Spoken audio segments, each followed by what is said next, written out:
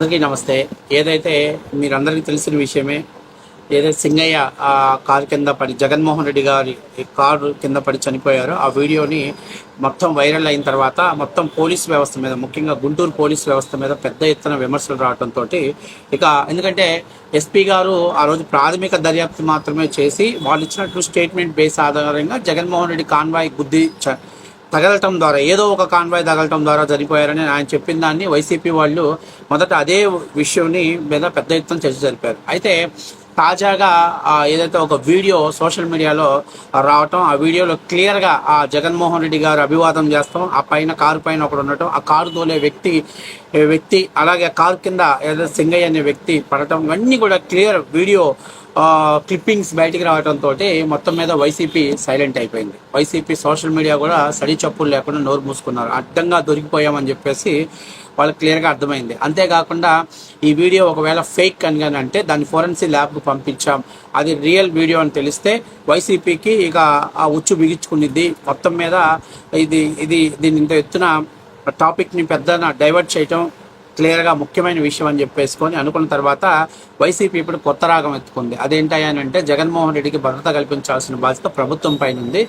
మేము అంటే ఒక కార్యక్రమాన్ని నిర్వహించుకోవటం మాత్రమే మా పని, భద్రత కల్పించాల్సిన బాధ్యత రాష్ట్ర ప్రభుత్వం గాలి కొదిలేసింది అని చెప్పేసి మాట్లాడుతున్నారు. అయితే గుంటూరు డిస్ట్రిక్ట్ పోలీసులు మాత్రం నిన్న 18/6/2020 జరిగినటువంటి సంఘటన మీద ఒక ఎఫ్ఐఆర్ నమోదు చేశారు. ఆ ఎఫ్ఐఆర్లో క్లియర్గా వాళ్ళు మెన్షన్ చేయడం జరిగింది. ఏమని మెన్షన్ చేశారంటే, for the tour programmed YS Jaganmohan Reddy on the 18/6/2025 the permission has given only ex-CM convoy and 3 cars from the Tadepalli to Sattenapalli అని చెప్పారు. అంటే మేము 18/6/2020 జరగబోయేటువంటి ప్రోగ్రామ్కి జగన్మోహన్ రెడ్డి గారికి మేము పర్మిషన్ ఇచ్చాం. ఎట్లా పర్మిషన్ ఇచ్చామంటే, జగన్మోహన్ రెడ్డి ఎక్స్-సీఎం గారికి ఉన్నటువంటి కాన్వాయ్లతో పాటు ఒక 3 కాన్వాయ్స్ని మాత్రమే మేము తాడేపల్లి నుంచి సత్తెనపల్లి వెళ్ళటానికి కోసం అని చెప్పేసి మేము పర్మిషన్ ఇచ్చాం.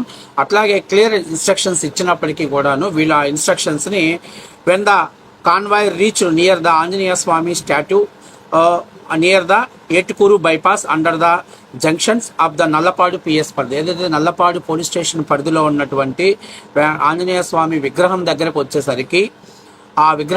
వచ్చేసరికి ఈ యొక్క రూల్స్ అన్నిటిని కూడా వాళ్ళు బ్రేక్ చేసేసి పెద్ద ఎత్తున జనాన్ని అక్కడికి రావటం జరిగింది. ఏటుకూరు బైపాస్ జంక్షన్ దగ్గరికి పెద్ద ఎత్తున జనాన్ని తీసుకురావటం జరిగింది. అంతేకాకుండా information received about the assurance of the road accident when the one more person was received blending injuries. ఎవరైతే మాకు ఇన్ఫర్మేషన్ వచ్చిన దాని ప్రకారం ఎవరైతే అందులో ఒక ముసలి వ్యక్తి, ఆ పర్సన్ ఎవరైతే ఆ వ్యక్తి ఎవరయ్యానంటే సింగయ్య అనేటువంటి వ్యక్తి కారు కింద పడి ఇంజూర్ అయ్యాడు, ఆ కారు కింద పడి నలిగి ఇంజూర్ అయ్యాడు అని చెప్పేసి మాకు ప్రాథమిక దర్యాప్తు వీడియో ఫుటేజ్ ఆధారంగా మేము తీసుకోవడం జరిగింది.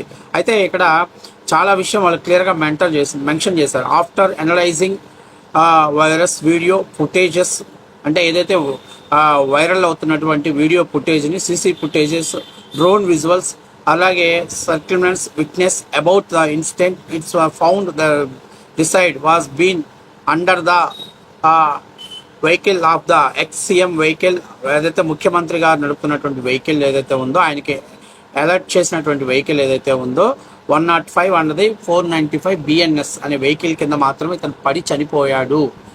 అతను ఆ యాక్సిడెంట్కి కారణం ఈ వెహికల్ అని డిసైడ్ చేశారు. రిలైజ్ చేస్తూ the following persons have found person in the crime vehicle, ఎవరైతే ఈ కింది పర్సన్స్ ఎవరైతే ఉన్నారో వీళ్ళందరూ కూడా దీంట్లో ముద్దాయిలుగా ఉన్నారు. అందులో ఎవరయ్యానంటే, first Shri Ramana Reddy car driver A1గా ఉన్నాడు, A2గా వైఎస్ జగన్మోహన్ రెడ్డి ఉన్నాడు, అట్లాగే శ్రీ నాగేశ్వర్ రెడ్డి పిఏ, జగన్మోహన్ రెడ్డి పిఏ A3గా ఉన్నాడు, అట్లాగే A4గా వైవి సుబ్బారెడ్డి ఉన్నాడు, A5గా పేర్ని నాని మనకు తెలుసు అలియాస్ వెంకటేశ్వర్లు, ఆయన అసలు పేరు అది వెంకటేశ్వరరావు. తర్వాత A6గా వచ్చేసి శ్రీమతి విడదల రజనీ గారు ఉన్నారు, మాజీ మినిస్టర్గా ఉన్నటువంటి విడదల రజనీ గారు ఉన్నారు అని క్లియర్గా ఈ యొక్క లెటర్స్ని రిలీజ్ చేశారు, ఎఫ్ఐఆర్ని ఫైల్ చేశారు. ఇప్పుడు ఫైల్ చేసిన తర్వాత సాక్షిలో ఏం జరుగుతుందో చూడాలి. ఎందుకంటే మొన్నటిదాకా పాపం ఏబిఎన్ రాధాకృష్ణ వీళ్ళందరూ పిసుక్కున్నారని చెప్పేసి వేశారు కదా. ఇప్పుడు సాక్షి వాళ్ళు ఏం చేశారయ్యా, కొమ్మినేని శ్రీనివాసరావు, ఈశ్వరు వీళ్ళందరూ ఏం పిసుక్కుంటున్నారు, ఏం చేస్తున్నారయ్యా ఏందయ్యా అంటే వీళ్ళు కొత్త రాగాన్ని అందుకున్నారు. ఏమందుకున్నారంటే అసలు జగన్మోహన్ రెడ్డి గారికి భద్రత ఇవ్వాల్సిన బాధ్యత ప్రభుత్వాందే కదా, సభ నిర్వహించాల్సిన బాధ్యత ప్రభుత్వాందే కదా అని చెప్పేసి మాట్లాడుతున్నారు. ఇక్కడ ఒక చిన్న విషయం గుర్తుపెట్టుకోవాలి. ఇప్పుడు వీడియో వైరల్ అయిన తర్వాత వైసీపీ పెయిడ్ బ్యాచ్ మొత్తం మైండ్ బ్లాక్ అయిపోయింది వీళ్ళకి. అసలు వీళ్ళు ఇది వీడియో వాస్తవానికి ఈ వీడియో చూసిన తర్వాత వాళ్ళు ఫేక్ అని అన్నారనుకోండి, గవర్నమెంట్ ఎవరితుంది, ప్రస్తుత ప్రభుత్వం ఉంది, ఫోరెన్సిక్ ల్యాబ్కు పంపిస్తే అది ఫేక్గా ఒరిజినల్ అని తేలిపోతుంది.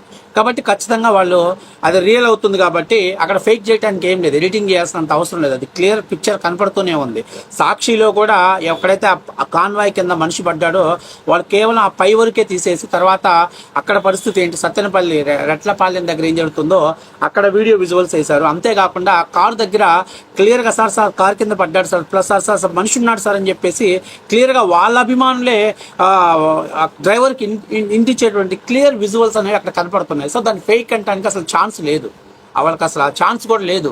కాబట్టి ఇప్పుడు దాన్ని చెప్పడానికి లేదు. అందుకని చెప్పేసి వీళ్ళు ఏమంటారంటే రోప్ పార్టీ లేదేంటి, జెడ్ ప్లస్ కేటగిరీ కేంద్ర ప్రభుత్వం ఇస్తుంది, జగన్మోహన్ రెడ్డి ముఖ్యమంత్రి అయినంటే జెడ్ ప్లస్ కేటగిరీ ఎవరు, ఆ మాత్రం ఇంగిత జ్ఞానం కూడా మీకు లేదు.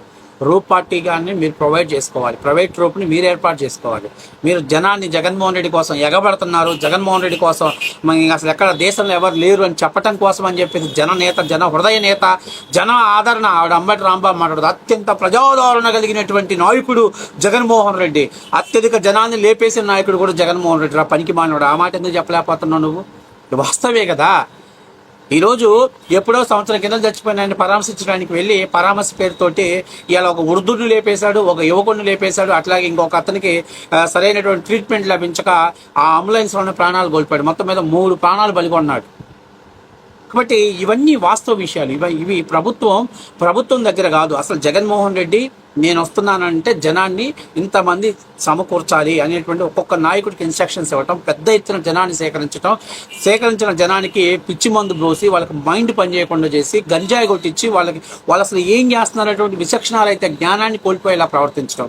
సరే ఎవరైనా నేను క్యాజువల్గా అడుగుతున్నా, సరే నీ వెహికల్ కింద పడ్డాడు, దెబ్బతిన్నాడు, కనీసం నీకు బుద్ధి లేదా ఒక వెహికల్ ఇచ్చి వాడిని హాస్పిటల్లో చేర్పించి ఆయనకి బెటర్ ట్రీట్మెంట్ చేయించాలి.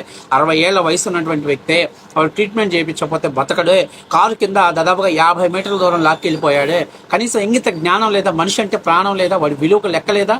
ఆఫ్టర్ ఆల్ ఒక మనిషి అనేటట్టు తీసేశాడు. నా సభ ముఖ్యం, నా సభ జరిగిపోవాలి అనే ఉద్దేశం మీద అప్పనిచ్చి అరే పొరపాటు జరిగిపోయింది, ఒక ప్రైవేట్ హాస్పిటల్ తీసుకెళ్తాం, బెటర్ ట్రీట్మెంట్ చేపిద్దాం. ఇంగిత జ్ఞానం లేకపోతే మీరు మనుషులుగా లేరా, సైకోలా మీరేమన్నా?